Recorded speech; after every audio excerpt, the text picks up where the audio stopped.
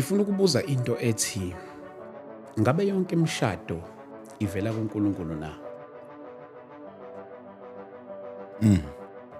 Okuhlanganiswe uJehova ungehlukaniswe umuntu. Mase sihlukana ke la ezamakholwa senze kanjani? Sikhona isidingo sokubanga over 50%. Mina no mama no ex umama unkosazwa umama wabantu abami sahlala phansi being honest. Hambe nengane zami ezu2 ezinhle mangihlangana nazo after i-divorce zigcuma zize kumina. Kwakuzoba wrong ukuhamba ngogumbi imali yakhe ihambile umngami nengane zami. Ngiphume ngothenga imoto entsha ezogitshelwa intombi yami entsha engizoshada nayo. Izodla imali yenyembezi zomngami hle nabantu abami. You understand?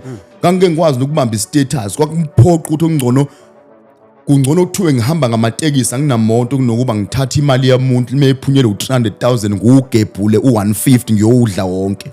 Ngoba labantu abalotshelwa kwesibili ave bejabula ngoba bazothola ama benefit abangazange bawasebenzele. Umshado ufana nokuphuma etoilet uyongena ekitchen.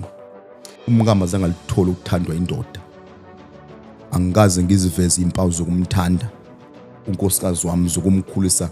Ngangishumayela ivangeli eBackville emandleni lakithi Apostle of Mission ngikhonza kulo.